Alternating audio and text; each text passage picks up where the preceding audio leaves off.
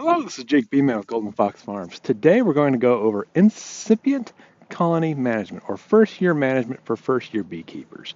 This is based on a presentation I gave at the Bluegrass Beekeepers School in March of 2025 to try to help those beginners identify what they actually need to do to be successful that first year. In addition to that presentation, we'll go over some live shots of stuff in this apiary because some things are much easier understood when you see them than when we're talking about them. With that, let's begin. All right, this is first year management for the beginner beekeeper. The goals of this presentation are to identify seasonal activities for the incipient colony, that's the first year colony, explain hive inspection, and understand basic management. I am your presenter. I'm an EAS and Cornell Master. I have 100-something hives in the greater Louisville area, and I write the Ask Jake column in the state newsletter. And if you're seeing this, you're already on my YouTube channel, so please like and subscribe. That is what makes the algorithm recommend me to other viewers. Let's get into the outline of this thing. We're going to go over seasonality. A lot of what we do as beekeepers is seasonally driven. That includes when we launch the apiary, when we're setting up for winter, all those things. We're going through inspections, the frequency, how to prepare for those, and also basic management like feeding and equipment management. Let's begin with seasonality. In the spring is when these new apiaries are started. You bring in your packages, you bring in your nukes. There's significant pollen and nectar flow available. There's a lot of food, there's a lot of calories for the bees. The colony's in growth mode, building comb. As we go into early summer, the apiary kind of peaks in terms of population and productivity. There's still a lot of calories available. The colonies kind of go into establishment mode where they're kind of building their stores for winter. Earlier, they're more in the wax building mode. Now they're kind of more consolidating what they have. In the late summer in this region, we have the dearth. That's where they have a sudden drop in food availability. When clover fails, which is usually drought driven, around the end of July, early August, there's generally no more calories for the bees until wingstem and other related plants start blooming later in the tail end of August. Bees become difficult to work during this period. They are in protection mode. They can't go out and get any calories, so they need to protect the honey they have. They can be very defensive. We also have the population starting to retract because they're not out foraging. The number of bees they maintain in their population goes down, and the mite numbers can compound. The mite numbers can get way out of hand during this time period, so that's an important time for us to control the mites. In the fall, we have a second, less significant pollen and nectar flow, and the colonies prepare for winter. This is where mite losses start hitting. This is also where we identify those colonies that need more weight on them to go into winter. Second to last, we have winter, and that's where the colonies go in a cluster, and they survive off their amassed food stores. They need enough bees in healthy condition to do that. And lastly, they build for spring the next year, assuming they survive. They begin growing with the initial flows in February. This past year, the first pollen flows are around the 25th to 28th. That's in 2025. In 2024, it was February 15th, a pretty early flow. Now, how do we break this down into chunks understandable by the beginner? Well, with the beekeeper's goals, in the spring and early summer, we're looking to maximize colony growth. We want to get that thing as big as we practically can so we have something to work with going into the next half of the year. In the late summer, in the August and September time period, we're looking to control mites and disease. If you're buying commercial stock, you will have to do mite control. There's not a workaround to that. And lastly, as we cycle in the fall and winter, we go into feeding and prepping those colonies for winter, which is its own subject matter by itself. Now, with hive inspections, how frequently do we need to do this? We need to be in them every 2 weeks. As a beginner, 2 weeks is about the right frequency to get into these colonies.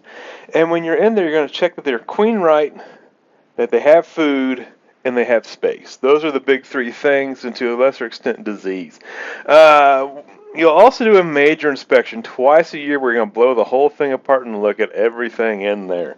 Now, personal prep, what do we do before we get into these inspections anyway? Well, we want to have no strange smells on us. There's certain chemicals that kind of agitate the bees or draw the bees' attention. At one point, I had a shampoo that if I used it, I was going to get stung on the head. The bees did not like the shampoo at all, so I had to switch to a unscented version. You need a calm state of mind and a plan of action. One of the worst things you can do is be in a hurry doing an inspection because you're not going to see what you need to see. You're going to be clumsy. You're not going to get your smoker lit right. You're going to really just agitate everything, including yourself. So, calm state of mind and a plan of action before you get in these colonies. Rings off. If you get stung on a finger that you're wearing a ring on, you can have a problem. So the easy thing to do is take that jewelry off before it can become an issue. And lastly, proper attire. I say jacket and gloves, long heavy pants and closed-toe shoes. Toe should be spelled with an E. I recommend a jacket and gloves and long pants because they're affordable, they tend to be comfortable, and as a beginner, you really need that protective equipment to have the confidence to work these hives. There are some beginner books out there that say you should always be gloveless. That's a fool's errand. You don't know what the quality of the bees are you're going to get, their temperament, and you need to build that skill set to work these hives somewhere. And it's a lot easier to build that skill set wearing those protective gloves as opposed to getting stung all the time and getting gun shy about getting into your colonies. So we need a smoker. You want a well-lit smoker generating cool smoke. I literally have a video that's all about how a smoker works and how to get it lit. It sounds rudimentary. I assure you it is not. The way you get a well-lit smoker is you start the fire at the bottom of the fire pot and you loosely add fuel, and you puff that thing until all that fuel ignites. At that point, then you shove in fuel on top of it, bedding down a coal bed and a pocket of heat at the bottom of your smoker. And that'll give you a good, effective smoker for several hours. You'll have to reload it at some point, but they stay lit if you don't totally ignore them, give them a pump on the bellows every now and again. As we go into the hives, we actually use less smoke than most people would realize. You half puff at his entrance and a half puff as you go. So every time you open something up, you give them a little half puff of that smoke, or a little half bellows push of smoke. You don't need more than that, generally speaking. You will figure out what your bees need exactly in time. Now, the smoke's effects are multiple and dependent on dose. Light smoke, like what we're doing at the entrances and we crack boxes, disrupts the alarm pheromone system, and it moves bees. So if there's a bunch of bees in a spot you don't want them to be, a little puff of smoke will get them to move out of the way. Continuous smoking displaces bees. There's actually commercial operations that will use a continuous stream of smoke to force bees to leave one box and move into another. And heavy smoking flips the script and aggravates the bees. So there are limits to what smoking can and can't do for you. Now, how to remove a frame for inspection. You're going to use a hive tool to crank the frames in the x-axis to shear the propolis. And then we're going to take out the second frame in on the less populous side to facilitate inspecting the rest of the hive. And the reason why we do this, and we're going to show a little live action video of an inspection here shortly, is that lets us take out the first frame that comes out is the most dangerous frame to remove because it's the least room you can make around it in that box, and you're most at risk of rolling bees, or particularly the queen. We do that away from the cluster where the queen likely isn't, so we try to avoid that problem. Once we have that number 2 frame out of there, we can now move the other frames around as we need willy-nilly and make a pretty good opening to remove what other frames we want to look at. And that's why we do it that way. Once we've gotten that frame out to inspect it, you want to look into the cells with the sun over your shoulder and behind you, and pull that frame up to your face to get a good look into those cells. I usually carry a flashlight because there's always that one hazardous cloud that will show up and not let you see anything. And after you do the inspection, return the frames to their original position in the colony. These frames are supposed to be interchangeable. Many times the bees do not make the wax perfect, and there'll be little projections and whatnot. And also, by putting the frames back where they came from, we're keeping the brood nest and whatever the bees built intact relative to the bees. We're not causing chaos in the colony by shifting resources around unnecessarily. So what are we actually looking for in these things? We're looking for eggs and young larvae. That tells us we're queen right. We never really need to see the queen. We just need to make sure there's young bees in there. If we see eggs, which are the little rice-looking things in the top right picture, or if we see young larvae, the really small ones in the picture on the left, we know we've had a queen recently. Eggs exist for 3 days. The really small larvae is maybe 2 days old. So by spotting the eggs, we know we've had a queen within 3 days. By spotting the really young larvae, we know we've had a queen within 5 days. And we really don't need to go further in terms of confirming there's a queen in the colony. We're also going to look for a solid brood pattern. In the picture of the frame at the bottom, on the left side, there's that really nice intact patch of cappings. That's precisely what we're looking for. When you see an intact patch of cappings like that, we know the queen is laying well, and more importantly with the cappings, we know there aren't disease issues regarding that. If there was a disease in this hive like European foul brood or even parasitic mite syndrome, we would see a lot of that blown apart. It would be scratched up, it would have holes in it, like the next slide will indicate. We're also looking at food when we get into these hives for our every 2-week inspection.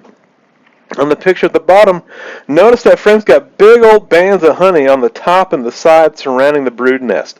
Between the brood nest and that honey, you'll often see a pollen band.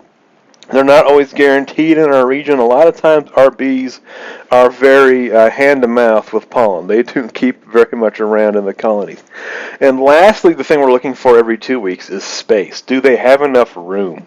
When a colony is about 80% in use, so say you have a 10-frame box and they're using 8 of the 10 frames, it's time to add another box to them. And that math holds as we go further. Like if they're in a 20-frame space and they're using 16 or 17 of those frames, time to give them another box. That's how we make sure the bees have room, that we don't make them too small of a space and cause them to swarm, and equally we don't give them too much space where they might have trouble policing it or using it. Now, signs of trouble, there's a lot of them. And unfortunately, we really can't get into everything that can go wrong in a hive. We just don't have time for that with this presentation. But let's look at a couple of them. The one on the left, those peanut-looking things are queen cells, and they're open at the bottom.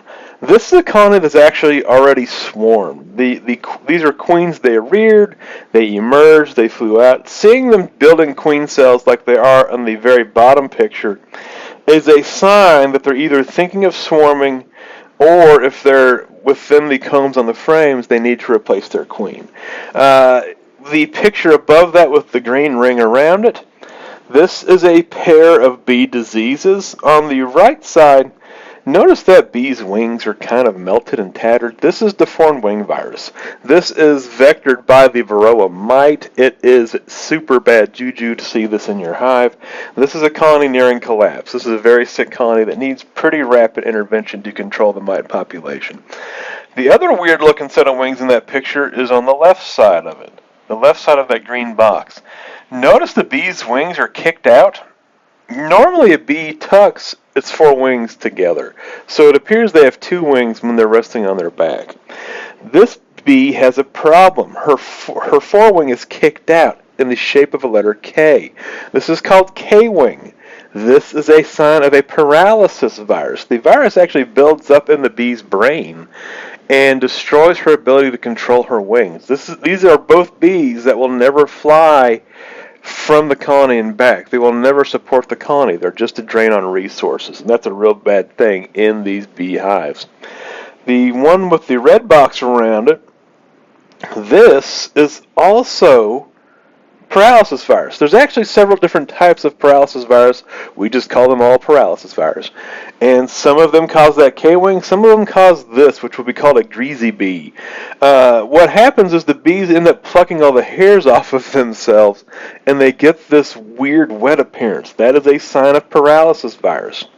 Above that, in the blue rimmed box, we've got a pair of problems. One, y'all see that chewed down white thing? That is a pupa, or possibly a larva, or even a prepupa. that the bees have chewed out. This is a disease warning sign. I most commonly see this one with parasitic mite syndrome. Again, a mite-induced problem in the hive that's controlled by controlling the mites. That is what that's indicating to me, but there's something else going on too. When we looked at the picture of cappings on the prior page, I'm going to go back a slide. You see how these are nice and flat in that frame on the bottom? The caps are flat and uniform. The caps in this picture with the blue box at the top, they're not flat, they're rounded. They're projecting towards us. People will describe this as a bullet shape. These are drone brood. And depending where that drone brood is in the hive, if these are worker cells with drone brood in them, that is a problem sign. That means your queen is failing, or you actually don't have a queen at all. There's definitely something going wrong in this blue framed picture. The last one we'll look at is the one on the right, the yellow framed picture. This showcases pretty well something called shotgun brood. Again, that prior slide we had that uniform brood pattern. This one's much more busted up, has all these holes in it.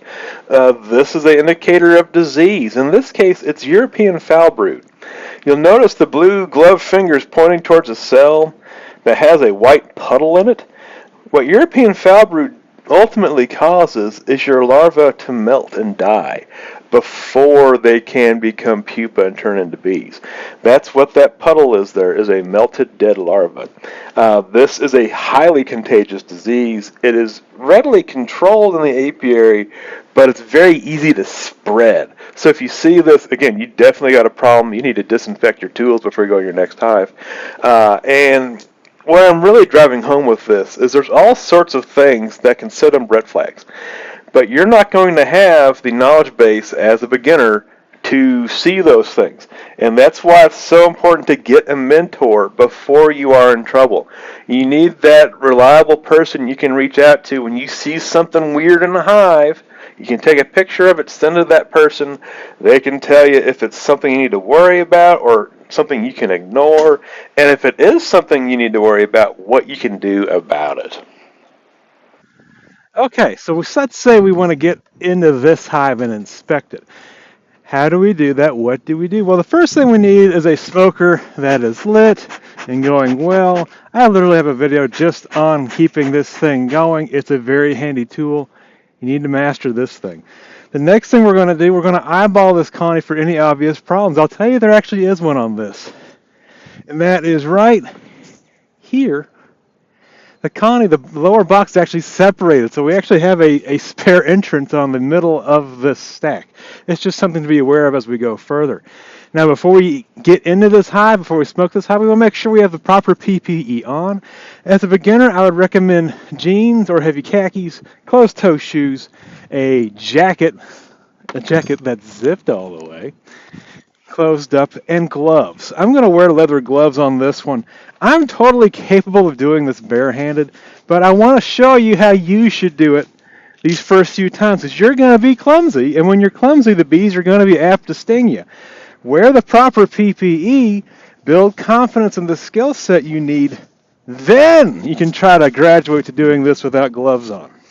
I have a pair of tools with me in addition to the smoker.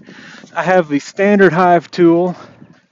I also have a J-hook tool, and the J-hook tool has some benefits to it. You really should have both. So first thing, I need to smoke this.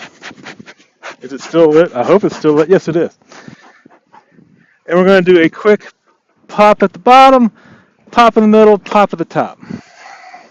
Because I have entrances in all three of those spots on this hive. That smoke's going to work its magic. Part of the reason why I want to check this hive, she's overweight, which sounds like an oddball problem. This is a double deep colony. I usually try to have my double deeps about 90 pounds going to winter. We're in the spring, so it should be lighter. This one's 143 pounds. They found something tasty to eat, so I'm afraid they're going to be pretty swarmy. They're going to be pretty clogged up in the brood nest. So we'll have a look in here and see what we have. And like I said earlier, we're going to smoke as we go. So if you make an opening, you put a little smoke in, just a little. It really doesn't take that much. We're going to insert our hive tool, ease up these pieces. My girls use a lot of propolis, so it's not a surprise. These boxes are kind of glued together. That's just normal for them. Ooh, they are glued together. Ooh. You can see all that propolis on there. Okay, now we're in the hive. Now, if you remember from my presentation, I said you want to go from the empty side to the full side. Usually the cluster will be in the middle. This one's actually on this side here. So to get to these girls to inspect them, we'll actually start from the far side where there's fewer bees. We'll take the standard hive tool, insert it between frames 2 and 3, and twist. This is a slow, continuous motion. You're not slamming anything around, just a slow, continuous twist. What this does is it gives me a lot of room over here to take out frame 2. Frame 2 is our least likely frame to find a queen when the cluster's over here. So we want to do all of our first movements with the frame that has the least likelihood to ruin our day. I'm going to take that red hook tool, slide it in here on the between the shoulder and the box, and turn the frame up to where I can grab it with my gloved hand. I'm going to repeat that same process on the front end. Turn and grab. I'm just going to pull up with the jade tool itself. And now I've removed the first frame. This is all drone comb, which is kind of interesting. I do a lot of foundationless beekeeping, so the bees build what they want to build at their convenience. I'm also seeing nectar in here, which I figured these girls were bringing in some tasty treats. That's why they're so heavy and doing as well as they are. Some people will put this frame in a separate box or a safekeeping place. I'll just put this on the stand next to my hive so I don't lose it. We'll then transition this way. We could pull a frame at a time as we go. What I'm going to do is I'll just open up the space, take advantage of that big gap I have, pulling that second frame out. Just going to slide it over. You can build some really strong thumbs in beekeeping. And now I'm going to pull out this frame to see how we're doing.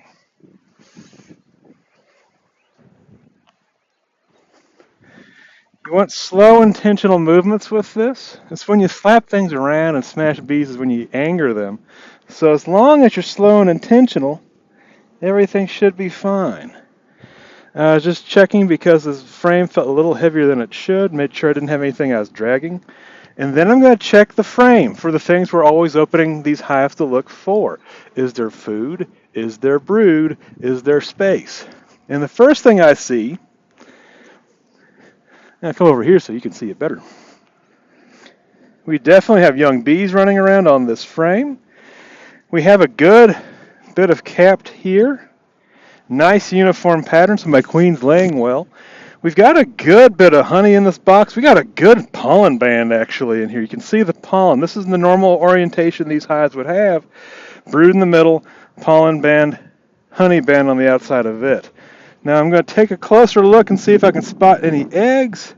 I do. There's eggs in the middle of this field. There's actually a very good chance the queen is on this frame. So I'm going to be just to take a little peek and see if we can spot her. Because usually if there's eggs, the queen's not that far. And there is something on here, a bit of a warning. You all see this thing down here? This is a queen cup. That's where they'll rear new queens. And I was intentionally getting in this hive because I thought they might be swarming.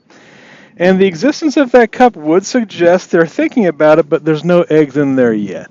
There's no eggs in that cup yet, so they're not ready to swarm just yet. But they're thinking about their options. And here's the thing. I've identified food. I've identified queen right. I've identified disease-free. The only thing left is space. Well, I know they're not even using that side of the box really yet. They have space. I can put this hive back together, come back again in 2 weeks. Now, it might be advisable to super this colony. It might be advisable to reverse this colony. These are second-year beekeeper questions that you can address then. Word of warning, put the frames back in the same way they came out. That keeps you from smashing any bees. These combs are sometimes not quite made even Stevens, and they might have protrusions. Just take your sweet time, put it back where it came from. And that includes me putting that second frame back in on this far side. I'm going to slide these frames over. It's a lot easier to not squish bees when you slide these. Just move slowly, let the bees get out of the way for you.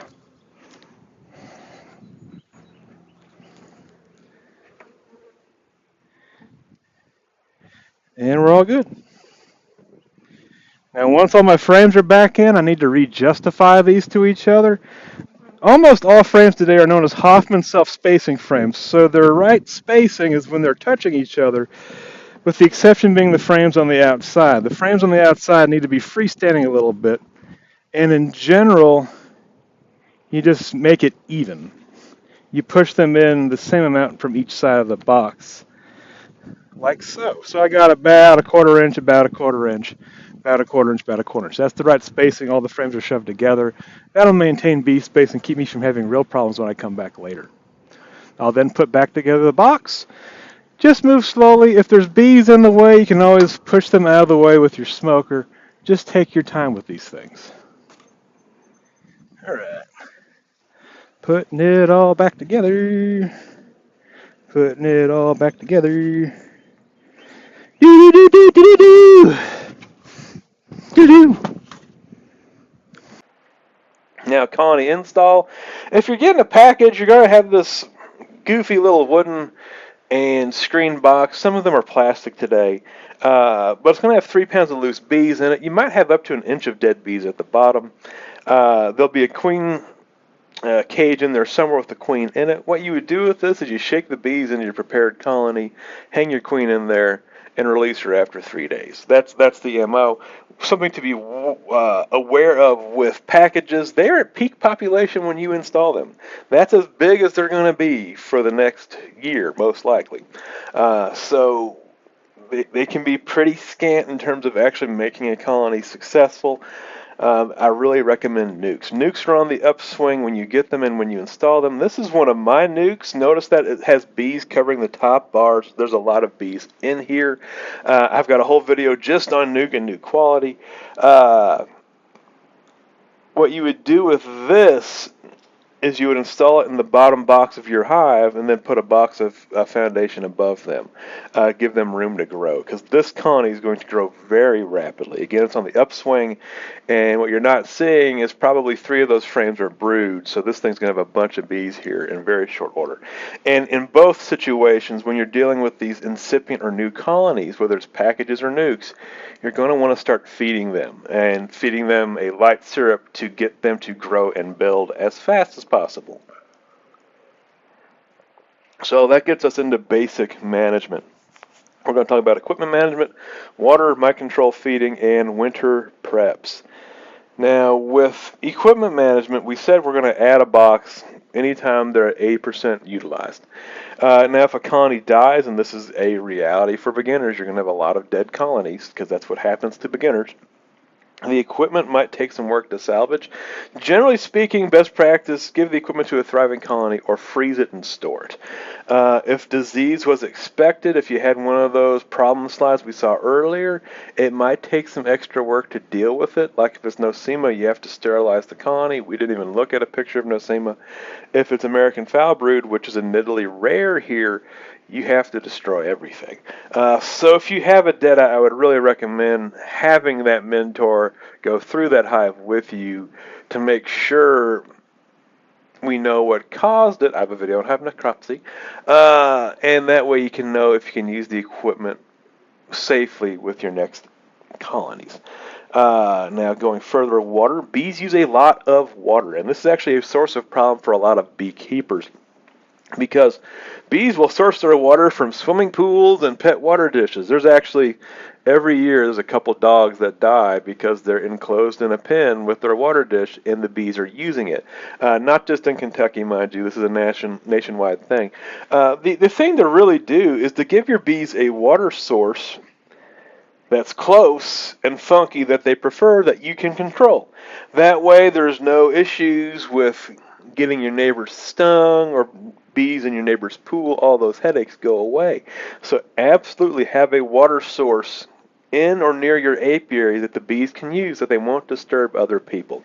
And they like it funky. I remember years ago, I had a panic call from one of my neighbors. There's a bunch of bees going to his soffit. Well, I get over there, and what it was is his gutter was full of muck, and the bees were really enjoying the water out of there. So I literally took his gutter muck, put it in a bucket, took it back to my apiary, and put it in a water there, and the bees loved that thing. It was their favorite water source. They like their water a little on the funky side.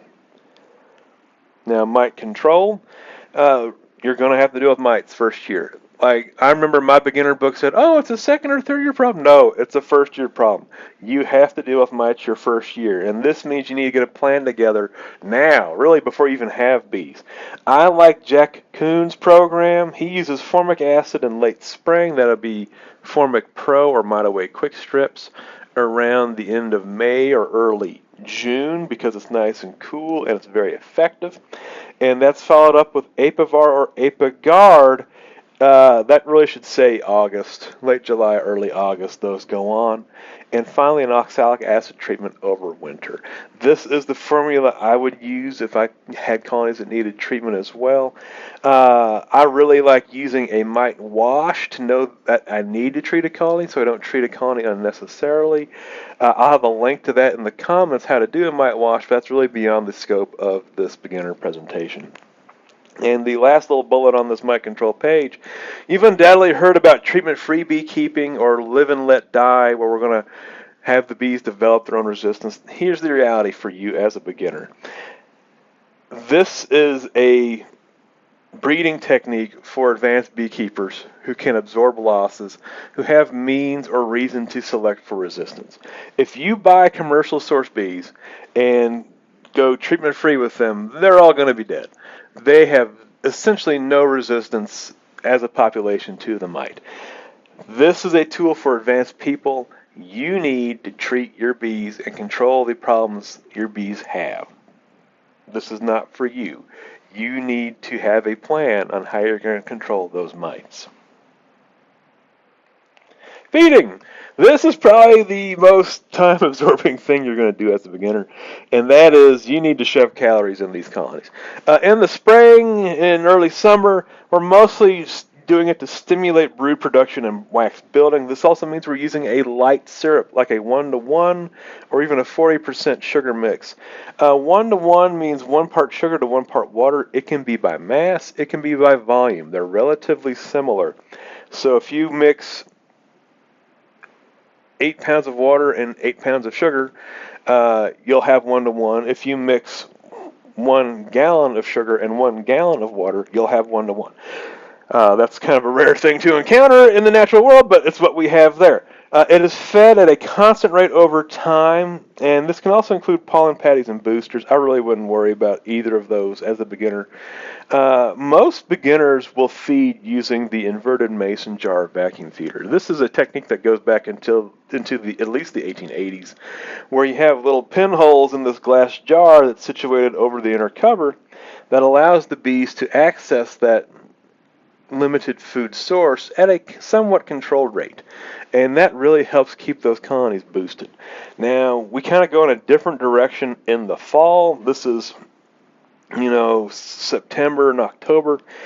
We want to get these colonies up to a certain weight to ensure winter survivability. I aim for 70 pounds with singles and 90 pounds with doubles. You'll see numbers all over the place on what's acceptable and what isn't. Those are the numbers I use. For this, we're feeding 2-to-1. These are much heavier syrups to where we'd have like 2 gallons of sugar to 1 gallon of water, or 16 pounds of sugar to 8 pounds of water, or whatever it may be. And it's just a much heavier syrup. And the reason why it's heavier is we want them to put this into their comb for winter preparations. We want to give it to them drier so they have less work to do. It is fed at a high volume rapidly. This feeder we're using here, this pink thing, this in particular is a Miller style or a all wood feeder, and it has those slats in it. When I showed this presentation in Frankfurt, I had some students thinking I was just dumping syrup in the hive. No, those are actually floats sitting into a bed, and we'll cut to show me taking one of these off of a hive to give you a better idea what it does. And we apply this food early enough for the bees to get it locked away and stored before we're regularly stuck under 55 degrees. Once we go below 55 degrees, the bees can no longer use liquid feed, generally speaking, and we need to go into a different direction. That's why we also try to get it in so fast and early. Another aspect of feeding rapidly with this feeding in the fall is the bees store it. If you feed it slowly, if you trickle it in, they're more likely to eat it and make more bees. We don't necessarily want them to make more bees right now. We want them to make more stores. That's the purpose of that heavier feed fed in volume. Now this is something I didn't expect to confuse a student with, and that's this top feeder. When you look at that slide, it kind of looks like I'm just dumping syrup into a hive. That is a feeder known as a Miller feeder or an all-wood feeder. It's got a fixed bottom that holds the feed. Those slats you saw, that's actually floats to keep the bees from drowning. So let's eyeball this one and go ahead and take it off because this colony doesn't need it on here anymore.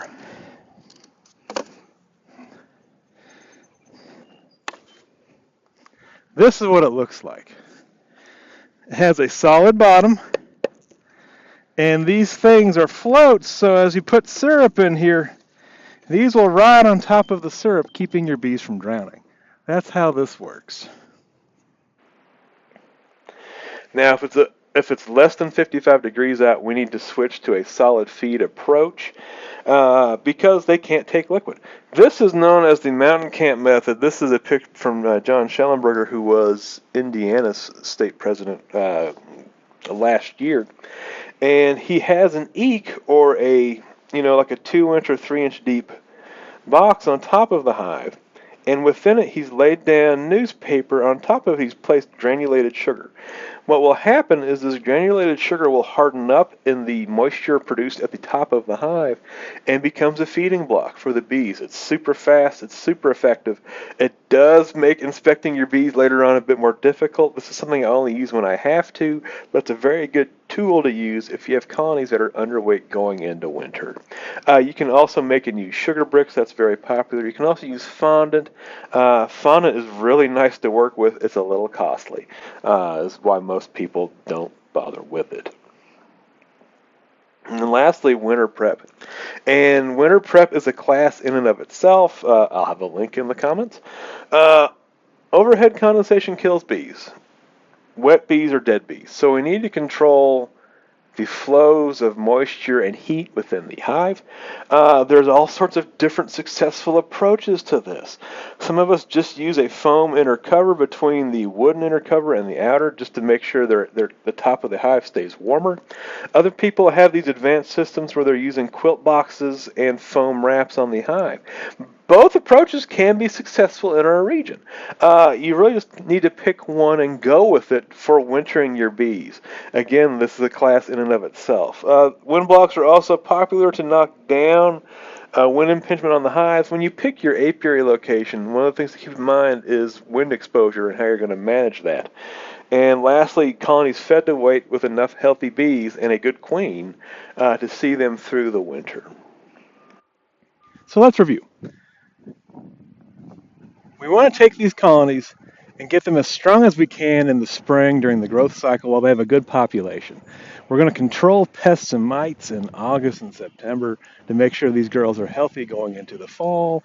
In the fall, we're going to make sure they're fed up to weight so they can go into winter with enough resources to survive and reemerge with the spring. We've examined how often we need to get into these hives, every 2 weeks.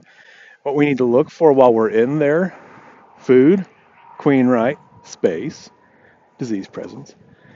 And we've also examined how we can get into these colonies swiftly and deftly. If you've found this video beneficial, please like and subscribe. That's how the algorithm recommends me to other beekeepers. There are bunches of links in the description field that take you to great resources that will help you on your first year. And I'll say good luck and happy beaking. Now I'm going to do something that's not part of this video, and that is see if I have queen cells. Yeah, I'm going to do it this way. I'm just going to crack the box and see if they're thinking of swarming any more so than that one frame already told me.